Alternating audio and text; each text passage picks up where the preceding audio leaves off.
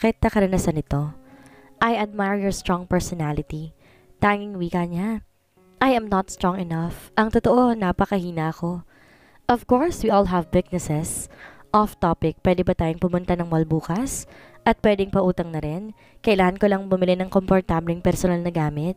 Pag-iiba niya sa usapan. Bumili na ako ng mga gamit mo ah.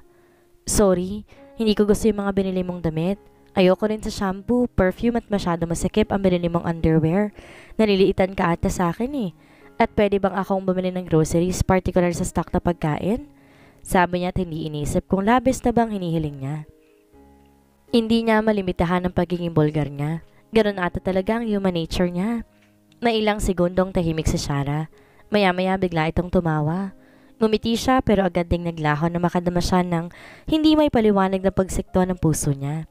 Noon lang niya nakitang tumawa ng matagal si Shara and he found her cute while laughing. Sorry, sabi nitong biglang tumigil sa pagtawa. Maluwag siyang umiti. Inabutan niya to ng isang basong tubig. Baka mabulunan ka, uminom ka muna. Ano niya? Thanks. Kinuha nito ang baso at kinahati ang lamang tubig. Pagkaway nagpatuloy ito sa pagsubo. Pinagbigyan ni Shara ang request sa Jeremy na personal itong mamili ng mga bibilhing gamit ito. Ni minsan di niya ito tinanong tungkol sa mga gusto nitong gamit o pagkain. Late na tong nagreklamo kaya akala niya okay lang dito mga pinamili niya. Obligado siyang ibigay rito ang gusto nito dahil malaki ang kasalanan niya rito. Natuklasan niyang conservative at masyadong formal sa pagpili ng mga gamit ni Jeremy. Mas maselan pa pala ito kaysa sa kanya pagdating sa pagkain. Napansin niyang puro prutas at gulay ang binili nito at seafood. Marahil ay ganun talaga ang hilig nito. Prangkang tao si Jeremy at mukhang wala sa vocabulary nito ang hiya. Walang gatulto sa pagsabi ng halagang uutangin sa kanya. Mabuti na lang nakapag-withdraw siya ng 50,000 sa personal account niya. Natagalan sila sa fruit station dahil may hinahanap na prutas si Jeremy. 20,000, okay lang ba? Sabi nito nung tanungin niya ito kung magkano uutangin nito. Sige, hindi utang ang mga pinamili ko para sa iyo at itong bibilhin natin. Bayad ko to sa kasalanan ko sa iyo. Sabi niya. Okay, I think mababayaran naman kita. Anito at mukhang hindi pa sigurado. What if in your real life, isa ka palang basurero? Niya. Tumawa ng pagkak si Jeremy. Pwede namang magsasaka at mangangista. Bakit basurero pa? Tanong nito. Anong malay natin? Well, trash produce money for those who have knowledge in recycling. Kung hindi man kita mababayaran sa pagbabasura, magsisilbi na lang ako labandero at kusinero mo para magbayad ka sa utang. Nito. Natawa siya. Sige na, bilisan mo lang ganagap sa prutas na gusto mo. Ano ba yun? Marang or terap? Marang? Anong itsura nun? Meron ba nun dito? I'm not sure. Nakita ko sa Facebook na may nagpost ng prutas na yon. From Mindanao ata ang prutas. Natigilan siya. Wait, paano mo nabuksan ang Facebook account? Kastigo niya rito. Nung binuksan ko yung laptop mo, naka-open yung Facebook mo. May load pang pocket wifi mo kaya nakapag-explore ako sa social media. Umismid siya. Sige na, hanapin mo ng marang na yun. Baka nga sa Mindanao lang yun makikita. Sabi niyang nakabuntot kay Jeremy. Habang nakasunod siya kay Jeremy, na-realize niyang may pagbabago sa kanya. Noong gabing nagkakomprontahan sila ni Jeremy, natuklasan niya na komportable na siyang mag-share ng personal niyang buhay. Higit sa lahat ay ang maluwag sa loob na pagkukwento niya tungkol sa first love niya. Natuklasan niyang di na siya masyadong apektado at nasasaktan sa pagkawala ni Joseph sa buhay niya. Nang sabi ng sales clerk na walang hinahanap ni Jeremy na prutas, duri na lang ang dirampot nito. Gusto raw nito ng amoy ng prutas na yon. Hate naman niyang amoy na yon. Sa buong buhay niya, hindi siya tumikim na naturang prutas o kahit ito'y naiproseso bilang candy o kahit anong pagkain. 2 cart ang napuno ni Jeremy, kasama ng personal nitong gamit at stock nilang pagkain at gamit sa bahay. Tansya niya humigit kumulang 20,000 pisong babayaran niya. Halos imported lahat ang pinamili ni Jeremy, mapagamit man o pagkain. Mas maluho pa pala to kaysa sa kanya. Tiyak mamumulubi siya kung tatagal to na 1 taon sa poder niya. Di nga siya nagkamali ng kinuwenta. 50 pesos lang ang sukling binayad niya na 20,000. Noon lang siya nanghihinayang sa pera. Samantalang nung patuloy ang sustento ng parents niya, barya lang sa kanyang 20,000. Nagagawa niyang gawing palengke ang Cebu, Davao at iba pang malalayong lugar. Nakakapagbiyahe siya ng round trip para lang mamasyal at mamili ng kung anong bagay na gusto niya. Bali wala rin sa kanyang gastos sa pag-check-in sa malalaking hotel sa bansa at ginagawang kusina ang restaurant ng 5-star hotel. Palibhasa, nakakatanggap pa siya noon ng 100,000 piso kada buwan mula sa daddy niya. May share pa siya mula sa income ng dalawang magkahiwalay na manufacturing company ng pag-aari nila. Pero pinatigil na rin ng mommy niya ang pagpasok ng pera sa accounts niya. I wanna go in Davao, sabi ni Jeremy nang lulan sila ng kotse pa uwi sa apartment. O Miss Med si Shara, don't say doon ka bibili ng prutas, aniya. Meron daw doon, sabi ng salesman kanina. Ano bang meron sa prutas na yon? May naalala ka ba sa prutas na yon? Noong nakita kong picture ng prutas, bigla ako na-excite. Posibleng may connection na yun sa past ko. O baka nakakain na ako niyon. Mga ganitong buwan daw ang season ng prutas at ang harvest ay mga August to December, sabi nito. We should go to Davao, wika niya. Matamang tumitig sa kanya si Jeremy. Hindi ba masyado ng expensive ang hinihiling ko? Mas mahal pa ang plane ticket papuntang Davao kaysa halaga ng prutas. Baka meron lang nun dito sa Maynila. Isa pa, wala naman akong ID at hindi po pwedeng gawaran ng ticket. Oo nga pala. Kung makakatulong ang prutas na yon para may balik ang alaala mo, kailangan makabili tayo nun.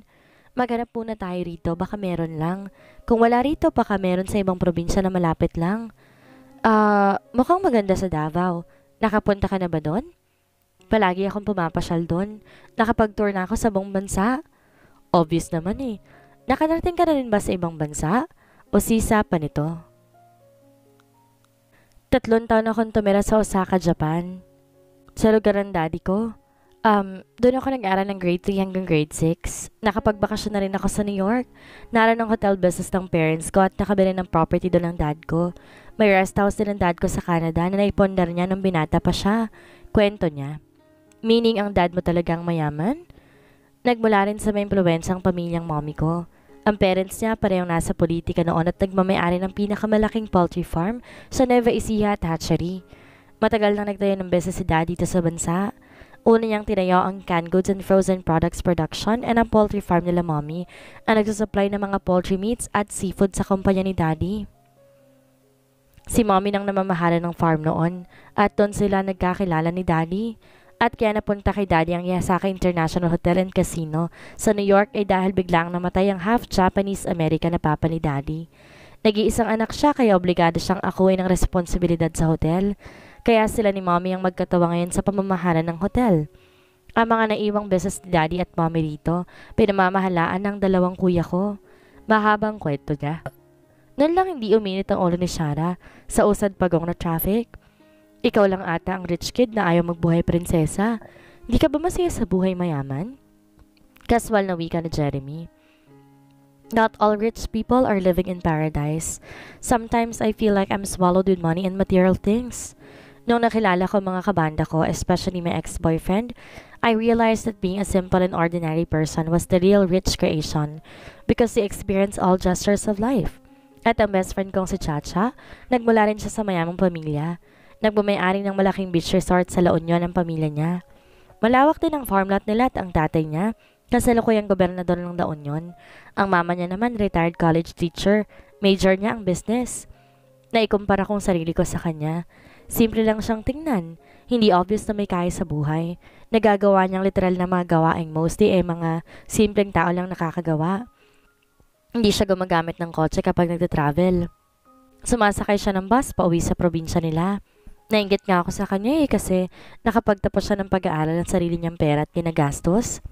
Nag-aaral pala siya ng college. Sinunod niya na yung bar ng kuya niyang namatay.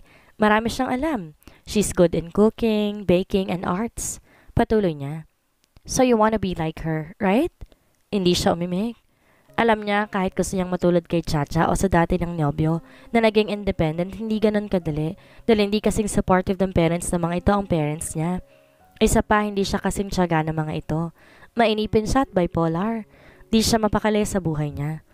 I know I won't be like Chacha. Napakalayo ng ugali namin. Not even Joseph. I cannot even change my human nature without the influence of others. Aniya, paggawan. Wala ka lang tiyaga at tiwala sa sarili mo. Naramdaman ko naman kaya mong panindigan. Komento nito. Hindi na siya nagsalita. Nang lumawag ang traffic, nag-focus siya sa pagmamaneho. Pagdating sa apartment, pagkatawang nilang inayos sa mga pinamili nila. Hinanap niya ang binili niyang isang bote ng white rum at brandy. Wala rin siyang nakitang isang kahan ng sigarilyong napili niya. Di ba may inilagay akong alak sa cart? Kumuha rin ako ng sigarilyo Baling na tanong niya kay Jeremy. Sorry, inalis ko. Pagtatapat nito. What? Nanlaki ang mata niya. Napipintong init ang ulo niya. Huwag ka magalit sa akin. You should learn how to avoid alcoholic drink and cigarette. At sino ka para utusan ako? Kung magsalita ka, parang wala akong karapatang kumontra. Palatak niya. You can kick my ass to lessen your anger. Sorry, not sorry. Nilunok na lang niya ang galit niya na makita niyang hawak na Jeremy na isang pakete ng sanitary pad.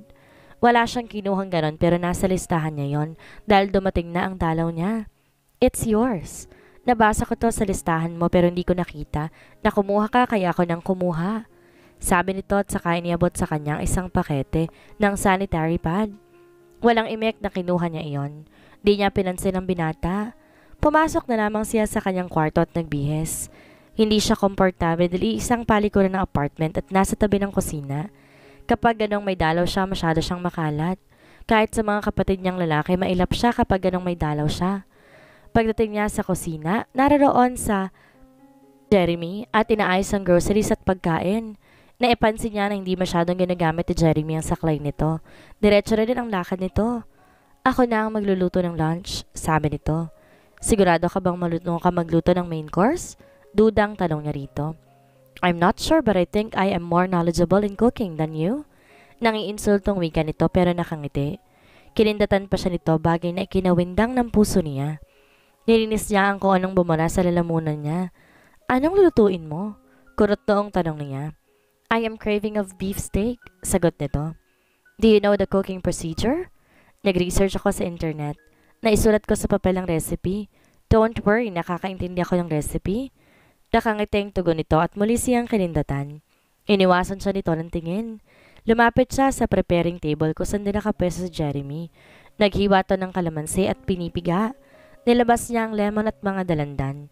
Naiinis siya. Dapat gagawa siya ng cocktail kahit nasa listahan niyang alak. Nagpaalam kasi siya kay Chacha na hindi mo na siya mag-duty sa bar. Sana kahit ram lang. Tinira mo sa cart. Kailangan ko yun. Maktol niya. Maglalasing ka lang Malasing man ako o ano namang gagawin ko sa alak. Wala kang pakialam. Panira ka talaga ng plano. Inis pang sabi niya. Ano ba kasing plano mo? Gagawa ako ng cocktail. Gusto ko matuto mag-mix ng alak para masubukan ko rin maging bartender. Biglang natawa si Jeremy. What's funny? Napipikong tanong niya. Sorry, hindi ko alam. Akala ko kasi maglalasing ka. Well, ganun din naman. Magagawa mong cocktail, ikaw rin ang iinom. Malalasing ka rin. Sabi nito. Umiinom ako ng alak pero hindi pa ako alcoholic. Naglalasing ako pero marunong ako mag-control. And about the cigarette, nakokontrol ko na to. Di naman to basta-basta matitigil Palatak niya. Alam ko pero hanggat marami kang nakikitang alak at sigarilyo, matutukso at matutukso kang gagamit anytime you want. Pakilamero mo talaga? Huwag ka nang magalit. Magluluto na lang ako ng masarap na ulam at dessert. Palubag loob nito. Nagagawa pa nitong ngumiti. Nang masilayan niyang pinakamantamis itong ngiti, biglang kumalma ang init ng ulo niya. Naging uneasy siya. Kinuha na lang niya isang dalandan saka umalis. Di maalis ang ngiti sa labi ni Jeremy habang inihahanda ang kanyang lulutuin. Ewan niya bakit natutuwa siya tuwing nagagalit si Shara. Noong una naiirita siya kapag nagmamaldita ito. Natutuwa rin siya dahil kahit nagagalit ang dalaga napapansin niya, sumusunod ito sa kanya. Aminado siya na nag-e-enjoy na siya sa company nito kahit minsan di niya ito maintindihan. Binabad niya sa katas ng kalamansi ang dalawang hiwa na malalaking beef tenderloin. Nilagyan din niya yon ng white wine at herbs and spices. Habang binababad ng karne, inihanda naman niyang gagawin niyang durian shake at fruit salad. Natagpuan na lang niya ang kanyang sarili na may passion sa pagluluto. Habang naghihiwa siya ng mansanas, natigilan siya nang marinig niyang tunog ng gitara mula sa sala. Kasunod ng gitara, narinig niya ang malamig na boses ng babae. Sandali niyang iniwan ang ginagawa para sumilip sa sala. Namataan niya si Shara na nakaupo sa sofa habang hawak ang gitara at sinasabayan ng pagkanta. Hindi siya pamilyar sa lyrics ng kanta pero gusto niya ang boses ni Shara. Tagalog ang kanta. Tumutukoy sa bigong pag-ibig ang lyrics. Ang sabi mo, ako'y hindi iiwan. Ikaw at ako magpakailanman. Pangako magsasama sa habang buhay. Puso ko'y umasa, ngunit bakit ako ngayon nag-iisa? Nasa ng pangakong walang hanggan, ngayon ako'y lumuluha, umaasa at naghihintay sa iyong pagbabalik. Nasa ng pangakong walang hanggan, o bakit ako'y iniwang luhaan at nagrusa? Naaliw siya sa awit ni Shara. Na matapos tong kumanta, napapalakpak siya. Automatikong nabaling sa kanyang atensyon ng dalaga. Bakit pumalakpak ka? Masungit pang tanong nito. Nice song and you have a good quality voice. Is that your original song? Aniya habang di mapalis ang ngiti sa kanyang mga labi. Thanks, it's my original composition. Naisulat ko ito nung panahong nawala sa buhay kong first love ko. Sagot nito. Kaya pala mabigat ang meaning ng kanta. Gusto kong boses mo, malamig at bagay sa acoustic songs. Saan mo naman ang pagkahilig mo sa music? Usisa niya kapag kuwan. Sa lolo ko sa mother side, dati siyang vocalist sa isang banda nung kabataan niya. Actually, nagkaroon siya ng album. Nice, keep it up. Magluluto lang ako. Ani at saka binalikan ang kanyang ginagawa. Hindi niya narinig pang kumanta si Shara. Tumugtog na lang to ng gitara. Pagkatapos magluto, inihain na ni Jeremy ang mga pagkain sa mesa na naroon lang sa kusina. Nilatag na rin niya ang mga kubyertos. Pagkuwan, pinuntahan niya si Shara sa may sala. Abala na ito sa pagtipa sa cellphone nito. Lunch is ready, anunsyo niya. Tumayo naman ang dalaga at sumunod sa kanya sa kusina. Pinaghila pa niya ito ng silya.